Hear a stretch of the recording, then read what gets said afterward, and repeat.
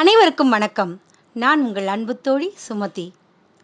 கதை கேட்க விரும்பாதவர்கள் யார்? குழந்தைகள் முதல் குடுகுடு தாத்தா வரை எல்லோருக்கும் பிடித்தது கதை. அப்படி நல்ல சிறுகதைகளை கேட்க விரும்புபவர்கள் ஷார்ட் ஸ்டோரிஸ் என்கிற எங்களுடைய இந்த சேனலை சப்ஸ்கிரைப் பண்ணுங்கள். கதை கேட்டு முடித்த பிறகு கண்டிப்பாக லைக் பண்ணுங்கள். உங்களுடைய கருத்துக்களையும் அபிப்பிராயங்களையும் கமெண்ட் பாக்ஸில் ஷேர் பண்ணுங்கள். இன்றைக்கும் நான் ஒரு அற்புதமான கதையோடு உங்களிடம் வந்திருக்கிறேன். அது என்ன பெரிய அற்புதமான கதை? சொல்லப்போனால் இந்த கதையினுடைய எழுத்தாளர் யாருன்னு கூட நான் இப்போ சொல்ல போகிறதில்ல. கதையின் முடிவில் அதை நான் உங்களிடம் பகிர்ந்து கொள்கிறேன். அப்படி என்ன இந்த கதையில் ஒரு வித்தியாசம், என்ன முக்கியத்துவம் அப்படின்னு நினைக்கிறீங்களா? எதனாலேயோ தெரியல, கதை என்பதை கவிதை வடிவில் ரசிப்பவர்கள் மிக குறைவு.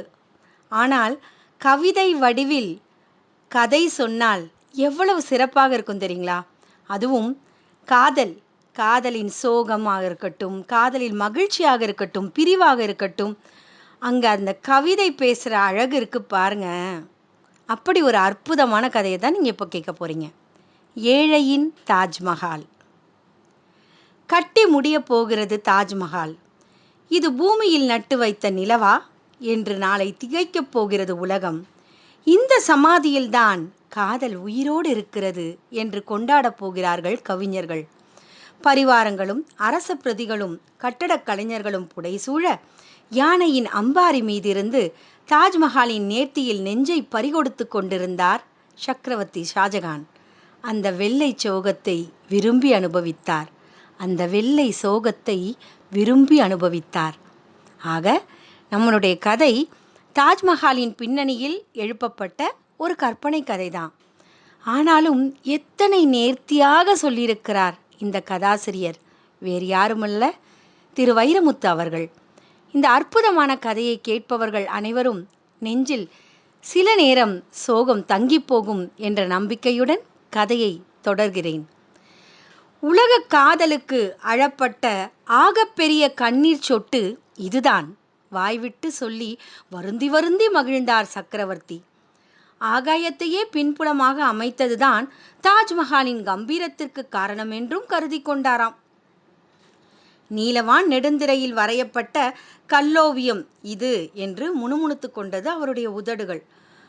அடுத்து அவரோட கட்டு வேலை செய்கிறவங்களாம் இருப்பாங்க இல்லையா, சிற்பிகள், நிர்மாணித்த வேலைகள் செய்தவர்கள், அவர்கள்கிட்ட பேசுகிறாங்க.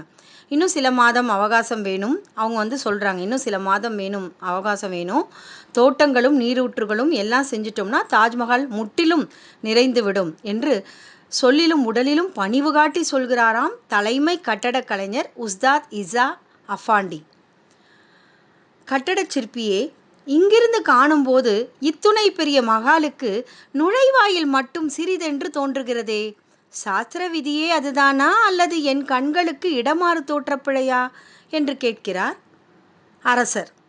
மன்னிக்க வேண்டும் சக்கரவர்த்தி, தங்கள் காதலின் உளவியலுக்கு ஏற்பவே நான் உருவம் கொடுத்திருக்கிறேன். என்னது? எப்படி? காதல் உள்ளே நுழைவது கண் என்ற சிறு வாசல் வழியேதான்.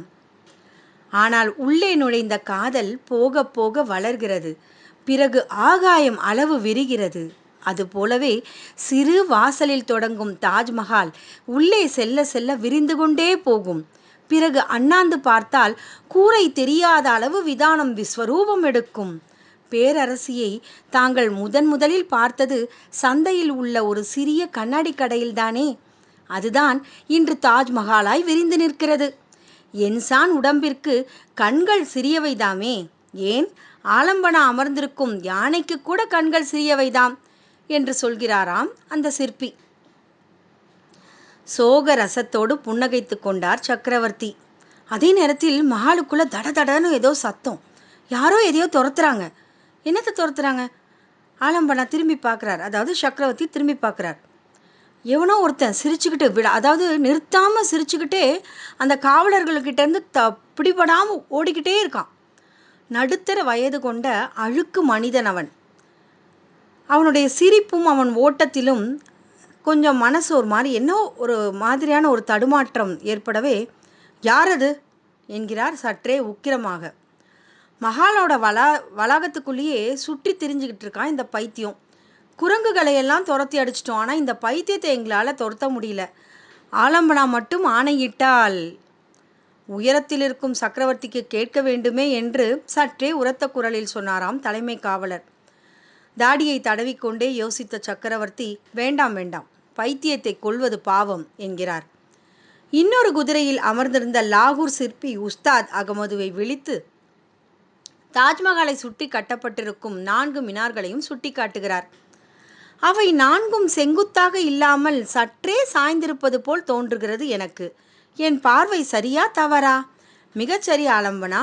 அவை 4ம் திட்டமிட்டே சாய்வாக கட்டப்பட்டுள்ளன. ஒருவேளை கால புயலில் அவை சாய நேர்ந்தால் தாஜ்மஹாலின் தலைமீது விழுந்துவிடக்கூடாது, வெளியே சென்று விழ வேண்டும் என்பதற்கு தான் அந்த ஏற்பாடு. சபாஷ் சபாஷ், பாராட்டுகிறேன். உங்கள் புகழ் சாயப்போவதில்லை என்றார் சக்கரவர்த்தி. தங்கள் சாம்ராஜ்யத்தைப் போல என்றார் சிற்பி. மெதுவாக இருள் சூழ இடத்தை விட்டு கிளம்புகிறார்கள். ஆனால் ஏனோ அன்று இரவு சக்கரவர்த்திக்கு தூக்கமே வரவில்லை. தாஜ்மஹாலின் சுவர்களிலும் கதவுகளிலும் பதிப்பதற்காக பாரசீகத்திலிருந்தும் ரஷ்யாவிலிருந்தும் துருக்கியிலிருந்தும் திபெத்திலிருந்தும் தேர்ந்தெடுத்து கொண்டு வரப்பட்ட ரத்தினங்களும் மணிகளும் வைரங்களும் அறையெங்கும் அந்த வெளிச்சத்தில் மின்னிக் கொண்டிருந்த காட்சி சக்கரவர்த்தியோடு சேர்ந்து அவையும் விழித்திருப்பது போல தோற்றமளித்ததாம்.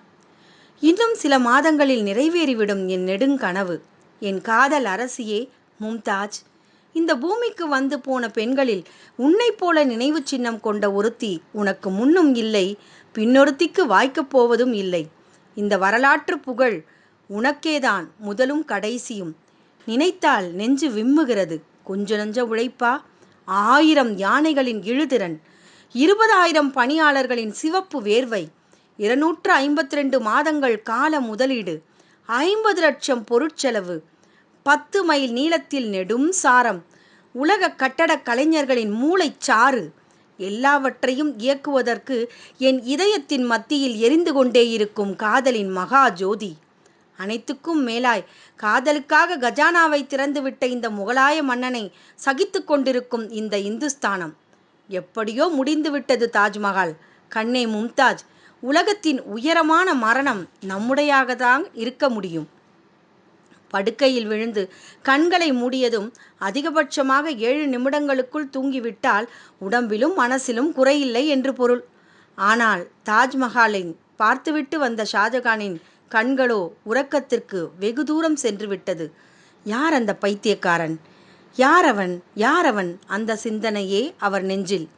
மற்றும் ஒரு மாலை நேரம் யமுனா நதிக்கரையில் நின்று சுழித்து கொண்டோடும் வெள்ளத்தை வேடிக்கை பார்த்து கொண்டிருந்தார் சக்கரவர்த்தி. தாஜ்மஹாலின் வாசலில் திருக்குரான் வாசகம் பொறிக்கும் அமானத் கானும் படைத்தளபதிகளும் மற்றும் சில அரசவை கவிஞர்களும் சக்கரவர்த்தியை சூழ்ந்திருந்தார்கள். மெதுவாக பார்த்து கொண்டிருக்கிறார் ஷாஜகான். தண்ணீர் ஏன் கீழே இருக்கிறது, மேகம் ஏன் மேலே இருக்கிறது என்ற ஒரு கவித்துவமான கேள்வியை கேட்கிறாராம். அதற்கு கவிஞர்களும், சொல்லவா வேணுங்க, இந்த காலத்திலேயே எப்படி எல்லாம் ரீல் விடுறாங்க, அந்த மாதிரி அப்போ இருக்க புலவர்கள் சொல்கிறாங்க பாருங்க. அந்த கவிஞர்கள், அலைகளை அனுப்பி சக்கரவர்த்தியின் பாதங்களுக்கு சலாம் போடத்தான் தண்ணீர் கீழே இருக்கிறது, தாஜ்மஹாலை புனித நீராட்டத்தான் மேகம் மேலே இருக்கிறது. சபாஷ் என்ற குரல் கேட்கிறது. அனைவரும் ரசித்து தலையசைக்கிறார்கள். எனக்கு இன்னொரு கனவும் இருக்கிறது அமானத் கான். நனவாக்க காத்திருக்கிறோம். அதோ யமுனையின் அந்த மறுகரையில் தாஜ்மஹாலுக்கு இணையாக இன்னொரு மகால் எழுப்பப்பட வேண்டும். அது முழுக்க முழுக்க கருங்கற்களால் கட்டப்பட வேண்டும். எனது நினைவிடமாக அது திகழ வேண்டும். உலகம் அதை ஷாஜ்மஹால் என்று அழைக்க வேண்டும். ஆகா, அற்புதமான கனவு. நிச்சயம் நிறைவேறும். அல்லாஹ் என்னுடைய ஆயுளையும் மகன்கள் என் அதிகாரத்தையும் பறிக்காதிருந்தால். திடீரென்று மின்னல் போல் சக்கரவர்த்திக்கு முன்னால் தோன்றிய பைத்தியக்காரன், அப்படியானால் அலிமாவுக்கு யார் மகால் கட்டுவார்கள் என்று துடுக்காக கேட்டுவிட்டு அவரையே வெறித்து விழித்து பார்த்து கொண்டிருந்தான். முகத்துக்கு வெளியே நின்ற உறுப்பாக பிதுங்கி நின்றன அவன் கண்கள். இந்த பைத்தியக்காரனை இழுத்து போருங்கள், படைத்தலைவனின் கட்டளை. யாரோ வந்து அவனை இழுத்துச் செல்கிறார்கள். ஆனால் இவன் பைத்தியமில்லை. இவனை பற்றிய முழு விவரமும் நாளை எனக்கு வந்தாக வேண்டும். இது பாதுஷாவின் கட்டளை என்று சொல்லிவிட்டு வேகமாக சென்று விடுகிறார் சக்கரவர்த்தி. ஆலம்பனா, அவன் பெயர் இப்ராஹிம், அவன் முழுக்க பைத்தியமும் இல்லை. நினைவுகள் வந்து வந்து போகின்றன. நினைவிழுக்கும் போது தொடர்பில்லாமல் உண்மை பேசுகிறான். நினைவுள்ள போது உண்மை பேசிவிடுவோமோ என்று அஞ்சுகிறான்.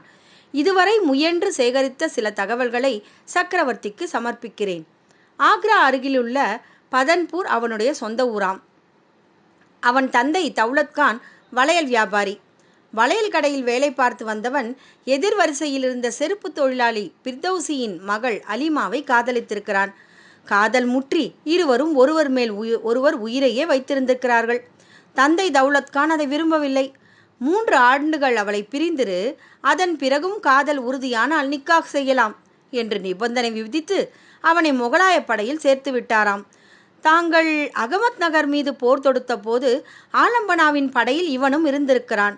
அகமத் நகர் பாசறையில் பேரரசியார் மும்தாஜ் இறந்தபோது காவல் புரிந்தவர்களில் இப்ராஹிம் என்பவனும் ஒருவன். பர்கான்பூரில் அடக்கம் செய்யப்பட்ட பேரரசியன் திருவுடல் தோண்டி எடுக்கப்பட்டு இன்றைய தாஜ்மஹாலின் அடித்தளத்தில் மீண்டும் நல்லடக்கம் செய்யப்பட்ட படைக்குழுவிலும் இவன் இருந்திருக்கிறான். அரசியாரின் நல்லடக்கத்திற்கு பிறகு மீண்டும் படை முகாமிற்கு அனுப்பப்பட்டிருக்கிறான். அதன் பிறகுதான் அவனுக்கு மனநலம் பாதிக்கப்பட்டிருக்கிறது. படை நீக்கம் செய்யப்பட்டான். அன்று முதல் இன்று வரை இந்த தாஜ்மஹால் வளாகத்தையே சுற்றி சுற்றி வருகிறான். அது சரி, அவனுடைய காதலி அலிமா என்னானால்? அதை சொல்ல மறுக்கிறான். கேட்டால் அழுகிறான். அரசு ஆவணங்களிலும் அலிமா என்ற பெயருக்கு தொடர்ச்சியை காணவில்லை. சரி, அவனுக்கு தீங்கு செய்யாதீர்கள். விருந்து முடியட்டும். அதன் பிறகு அவனை அழைத்து வாருங்கள். என்னிடம் அவன் ஒருவேளை உண்மை சொல்லலாம். ஆணை ஆலம்பனா. அதோ விருது விழா தொடங்கிவிட்டது. மயிலாசனத்தில் வந்து அமர்ந்தார் சக்கரவர்த்தி ஷாஜகான்.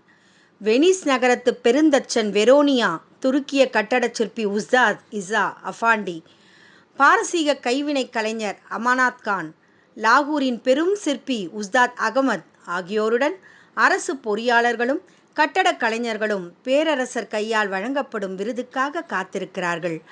மந்திரி பிரதானிகளும் நகரத்தின் பெரு வணிகர்களும் தனவந்தர்களும் கவிஞர்களும் விருந்துக்கு காத்திருக்கிறார்கள். ஒரு வண்ணப் பறவையாய் அங்குமிங்கும் பறந்து எல்லா ஏற்பாடுகளையும் சீர் செய்து கொண்டிருக்கிறாளாம் ஷாஜகானின் மூத்த மகள் ஜஹாரானா பேகம்.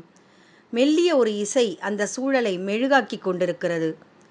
மூத்த மகன் தாராவின் முகத்தில் இருந்த சந்தோஷத்தை 3ஆம் மகன் அவுரங்கசீப்பின் முகத்தில் காண முடியவில்லை. தாஜ்மஹால் என்பது தேச விரயம் மற்றும் மத விரோதம் என்பது அவனுடைய வருத்தம் தோய்ந்த கருத்து. என் தனிப்பட்ட சோகத்தை பொது சோகமாகவும் பொது சோகத்தை காதலின் பெருமிதமாகவும் மாற்றி காட்டிய அனைவரையும் பாராட்டுகிறேன். இது கல்லறை அல்ல, காதலின் சயன மண்டபம். அங்கே என் காதலி தனியாக தூங்கிக் கொண்டிருக்கிறாள் என்று சக்கரவர்த்தி சொல்லி முடிப்பதற்குள், இல்லை பாதுஷா, பேரரசி தனியாக தூங்கவில்லை, துணைக்கு என் அலிமாவும் அங்கு தூங்கிக் கொண்டிருக்கிறாள் என்று கூவிய பெருங்குரல் தாஜ்மஹாலின் குவிமாடத்திலிருந்து கேட்கிறது. மினாரை கட்டி கொண்டு கத்திய பைத்தியக்காரன் மீது எல்லாருடைய கவனமும் செல்கிறது.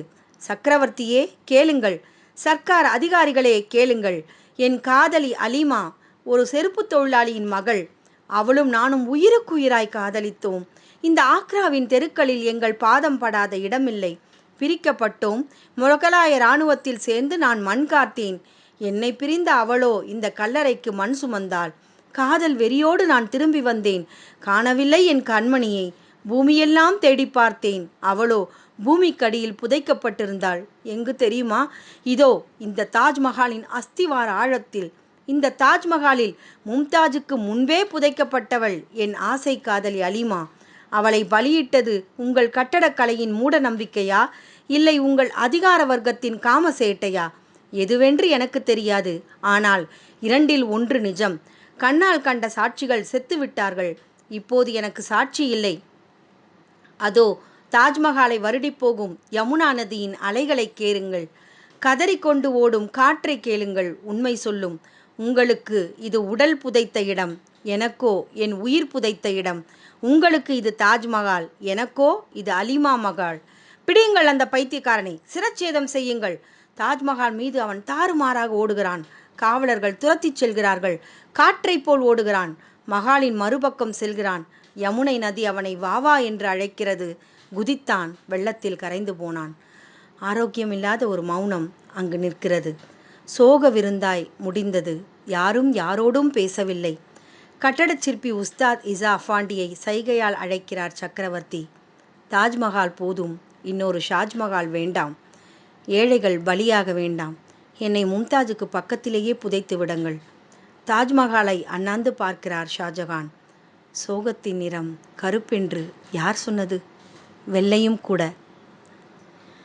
இப்படி முடிகிறது இந்த கதை. எத்தனை அழகான ஒரு கவிதைத்துவம் பார்த்தீங்களா? இந்த கதையில் நம்மளை கவர்ந்தது என்னன்னு பார்த்தீங்கன்னா, காதல் என்ற செய்தியை சொல்வதற்கு ஷாஜகான் மும்தாஜுக்காக அந்த தாஜ்மஹாலை கட்டியிருக்காங்க. அவரே சொன்னது போல மும்தாஜுக்கு முன்னையும் அது போன்ற ஒரு பெரும் வாய்ப்பை பெற்ற பெண்மணி உலகத்திலேயே யாருமே இல்லை. அதற்கு பின்னும் யாருமே இல்லை. இந்த அலிமா என்ற கதாபாத்திரமோ இல்லை இந்த பைத்தியக்காரனோ கற்பனையாகவும் இருக்கலாம். ஆனால் இந்த தாஜ்மஹால் கட்டப்பட்டதோடு இணைந்த அந்த முக்கியமான வரலாற்று செய்திகள் இந்த கதையில் பதிவிடப்பட்டிருக்கிறது. அதை நம்ம தெரிஞ்சுக்கிறது ஒரு வாய்ப்பு. ரெண்டாவது, என்ன இருந்தாலும் எவ்வளோ உயர்வாக கட்டினாலும் ஒரு பெண்ணுக்காக இந்து சாம்ராஜ்யம் எந்த அளவுக்கு சுரண்டப்பட்டிருக்கிறதுன்ற காட்சியும் நமக்கு இங்கே தெரிய வருது. அடுத்ததாக, எதுவாக இருந்தாலும் எவ்வளவு வார்த்தைகளால் சொன்னாலும் எவ்வளோ பெரிய கட்டிடம் கட்டிட்டாலும் காதலின் முழுமையை அதில் கொண்டு வந்துவிட முடியாது என்பதும் உறுதியாக தெரிகிறது. வணக்கத்துடன் விடைபெறுகிறேன், உங்கள் அன்பு தோழி. தொடர்ந்து எங்களுடைய சேனலில் வர எல்லா கதைகளையும் கேட்டுட்ருக்கிறவங்களுக்கு, சப்ஸ்கிரைப் பண்ணவங்களுக்கு எங்களுடைய மனமுவந்த நன்றிகள். கேட்காதவங்களுக்கும் தயவுசெய்து ஷேர் பண்ணுங்கள், லைக் பண்ணுங்கள். கமெண்ட் பாக்ஸில் உங்களுடைய விருப்பங்களையும் வெறுப்புகளையும் கூட பதிவிடுங்கள். நன்றியுடன் விடைபெறுகிறேன். நன்றி, வணக்கம்.